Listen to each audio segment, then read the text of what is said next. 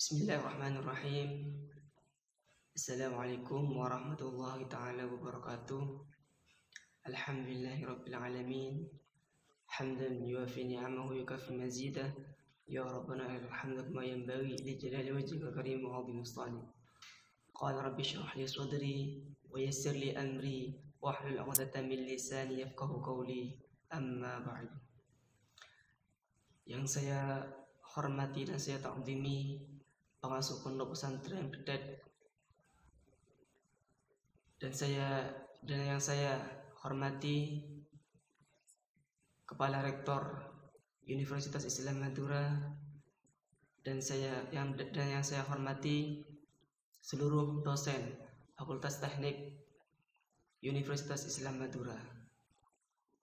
Puji syukur alhamdulillah saya haturkan kepada Allah Subhanahu wa taala yang mana berkat limpahan rahmat serta hidayah dan mau inayahnya saya bisa menyelesaikan tugas proposal ini, tugas akhir ini dengan judul Sistem Pendukung Keputusan Pemilihan Calon Presiden Mahasiswa Universitas Islam Madura dengan metode Ahfifazi. Alhamdulillah.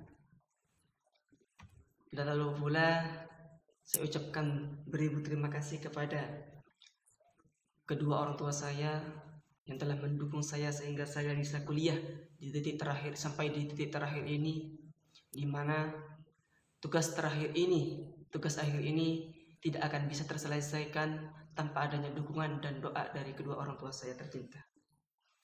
Selanjutnya juga saya ucapkan banyak terima kasih kepada dosen pembimbing saya, yakni yang pertama dosen Dr. Huzairi SDMT selaku Dekan Fakultas Teknik Islam Madura sekaligus dosen pembimbing saya yang pertama, dan yang kedua dosen Bushro Akramul Umam Eskom selaku dosen pembimbing kedua saya, yang mana berkat kesabaran dan kejelian beliau tugas akhir ini bisa terselesaikan meskipun masih banyak kekurangan dan masih perlu pengoreksian dan saran daripada pembaca sekalian.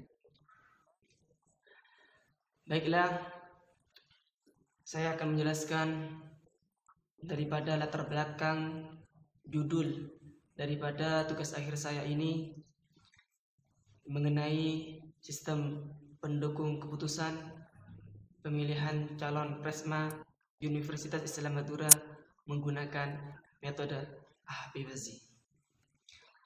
Komisi Pemilihan Umum Mahasiswa atau yang disingkat dengan KPUM adalah sebuah pesta demokrasi yang diadakan di kalangan mahasiswa Universitas Islam Madura. Kegiatan KPUM mahasiswa adalah untuk memilih presiden dan wakil presiden mahasiswa di Universitas Islam Madura. Momen ini merupakan awal dari pendidikan politik sejak dini bagi mahasiswa dan merupakan menjadi tempat mengaktualisasikan diri dan potensi yang dimiliki oleh mereka semua. Pemilihan calon presiden mahasiswa yang dilakukan secara manual, yang sebelumnya dilakukan secara manual ini tidak efektif dan tidak efisien, dikarenakan dengan jumlah mahasiswa yang lumayan banyak dalam perkuliahan sehingga membutuhkan waktu yang sangat lama dan banyak terjadi salah penilaian sehingga keputusan yang diambil tidak sesuai dengan yang diharapkan. Dan untuk mencegah yang terjadinya perselisihan antara pendukung dari masing-masing calon presma, untuk memecahkan permasalahan tersebut, salah satunya dengan teknologi informasi, yakni dengan cara membuatkan sistem pendukung keputusan untuk membantu memberikan keputusan yang terbaik bagi penggunanya, mempermudah dan mempercepat dalam penyelesaian masalah tersebut. Hal ini dikarenakan sistem pendukung keputusan adalah sistem informasi yang terkomputerisasi yang dirancang sebaik mungkin sehingga bersifat lebih interaktif dengan pengguna. Rumusan masalah daripada judul TA saya ini, yakni yang pertama, bagaimana caranya membuat sistem pendukung keputusan dengan metode Ahfifazi yang bisa membantu Komisi Pemilihan Umum Mahasiswa UIM dalam memilih calon presiden mahasiswa yang terbaik dan amanah. Yang kedua, apakah sistem pendukung keputusan dalam pemilihan calon presiden mahasiswa yang telah dibuat bisa bermanfaat dan sangat membantu para dewan KPUM UIM. Tujuan daripada penelitian ini yakni yang pertama membangun sistem pendukung keputusan calon presiden mahasiswa dengan metode aktivasi sebagai salah satu fasilitas di dalam memberikan informasi mengenai calon presiden terbaik mengenai kriteria yang ada, sehingga dapat membantu KPOM UIM dalam memilih calon presiden mahasiswa. Yang kedua, tersedianya sistem pendukung keputusan pemilihan calon presiden mahasiswa yang bermanfaat dan mudah digunakan oleh KPOM UIM di tahun berikutnya. Batasan masalah. Yang pertama, pembuatan sistem pendukung keputusan pemilihan calon presiden mahasiswa dengan metode aktivasi untuk memberikan informasi bakal calon presiden terbaik kepada KPOM UIM sesuai dengan kriteria yang ada. Yang kedua, sistem pendukung keputusan pemilihan calon presiden mahasiswa dengan metode aktivasi yang dimaksud judul tersebut yaitu bakal calon presma sebelum menjadi calon presma UIN sebelum dipilih langsung oleh seluruh mahasiswa UIN. Yang ketiga, pada proses pemilihan bakal calon presiden mahasiswa tidak melibatkan mahasiswa, sistem hanya diperuntukkan kepada KPOM UIN. Dan sedangkan mahasiswa hanya mengetahui dari informasi yang diberikan oleh KPOM UIN tentang siapa saja yang terdaftar dalam pemilihan tersebut. Yang keempat, pengguna sistem ini KPOM UIN sebagai panitia penyelenggara pemilihan calon mahasiswa tersebut. Dan yang terakhir, data survei yang diambil berdasarkan data KPOM UIN selama satu semester tertentu. Dalam hal ini diambil data semester ganjil tahun 2020-2021 dan kriteria yang telah ditentukan oleh KPOM UIN. Manfaat daripada penelitian ini ada dua sumber, ada dua subjek yakni yang pertama, bagi mahasiswa mencegah terjadinya dari perselisihan antara pendukung dari masing-masing calon presma. Yang kedua, mencegah dari hal-hal yang tidak diinginkan pada saat pemilihan bakal calon presma. Dan manfaat yang kedua, bagi kampus, yang pertama membantu Dewan KPOM UIN dalam memilih para calon presiden mahasiswa yang akan dijalankan pada pemilihan presma. Yang kedua, mempermudah pihak kampus dalam memilih para calon presma di tahun-tahun berikutnya. Lanjut pada posisi penelitian. Di sini saya banyak mengambil posisi penelitian, mengambil referensi daripada penelitian-penelitian yang sebelumnya, yang diantaranya yang diteliti oleh Dimas Aryo Anggoro, Wid Supriyati, dengan judul aplikasi sistem pendukung keputusan dengan metode HP untuk memilih siswa berprestasi di SMAN Kebak Keramat tahun 2019 yang bertepatan di SMAN Kebak Keramat. Hasil penelitiannya menunjukkan bahwa kriteria nilai akademik memiliki bobot yang tertinggi, yaitu 40%. Selain itu, kriteria nilai sikap adalah sebesar 35%. Kriteria nilai keterampilan memiliki bobot 15%, sedangkan kriteria dengan bobot terendah adalah nilai aktivitas, yaitu 10% dari total bobot. Tinjauan pustaka.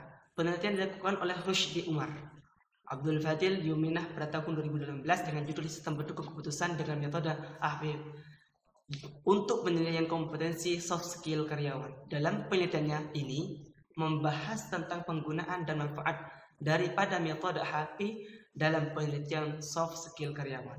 Perhitungan yang dilakukan pada program aplikasi pengolah angka atau Microsoft Excel tahun 2010 sampai menghasilkan prioritas penilaian kompetensi soft skill karyawan terbaik yang dikutip oleh Rushdi Umar, Abdul Fadil Yuminah pada tahun 2018.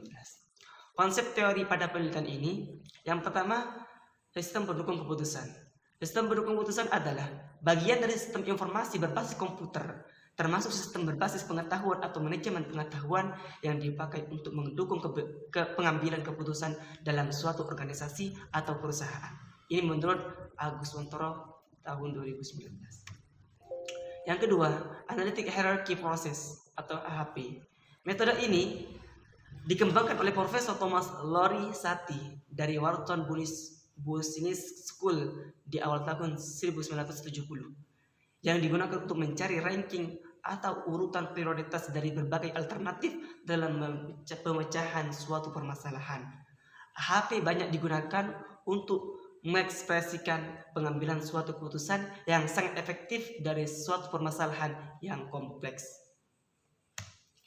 Yang ketiga, logika fuzzy. Logika fuzzy ini pertama kali ditemukan oleh Profesor Lotfi A. Zadeh dari Universitas California pada bulan Juni tahun 1965. Logika fuzzy merupakan generalisasi dari logika klasik yang hanya memiliki dua nilai angka keanggotaan, yaitu nilai 0 dan nilai 1, berkisar dari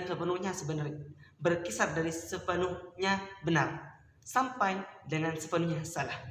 Dengan teori himpunan fuzzy, suatu objek dapat menjadi anggota dari banyak himpunan dengan derajat keanggotaan yang berbeda dalam masing-masing himpunan. Tahap selanjutnya yaitu tahap penelitian. Dengan konteks diagram seperti pada gambar ini. Ini ada operator SPK penyeleksian calon presma dan calon presiden mahasiswa. Operator di sini mengambil data daripada calon presma yang akan mencalonkan dirinya sebagai calon presma di UI. Setelah itu, oleh operator dikasih pada sistem pendukung keputusan untuk menyeleksi daripada calon-calon yang mencalonkan dirinya sebagai calon presma. Setelah itu, dari hasil yang diperoleh oleh sistem pendukung keputusan akan diberikan laporannya kepada operator dan juga diinformasikan kepada calon presma sekaligus semua mahasiswa untuk mengetahui siapa saja yang akan mencalonkan dirinya sebagai presiden mahasiswa. Tahap pengumpulan data. Di sini tahap pengumpulan data ada dua tahap. Yang pertama ada pengumpulan data primer dan yang kedua pengumpulan data sekunder. Pengumpulan data primer di sini ada dua, yaitu melalui wawancara atau interview, yang mana metode pengumpulan data secara lisan dengan melakukan wawancara langsung kepada pihak-pihak yang berwenang di dalam organisasi tersebut. Dan yang kedua, teknik observasi atau observation adalah pengamatan secara langsung pada suatu objek yang akan diteliti untuk mendapatkan gambaran yang tepat mengenai objek peneliti. Jadi tahap primer pengumpulan data primer di sini dilakukan secara langsung kepada tempat pada objek yang akan diteliti. Ini kalau interview dengan wawancara ini langsung daripada mahasiswa yang akan mencalonkan sebagai calon presma, langsung interview kepada calon-calon presma tersebut. Dan yang kedua, pengumpulan data sekunder, di mana untuk pengumpulan data sekunder ini yaitu pengumpulan data dan informasi yang diperlukan atau diperoleh melalui catatan-catatan tertulis lainnya yang berkaitan dengan masalah yang diteliti.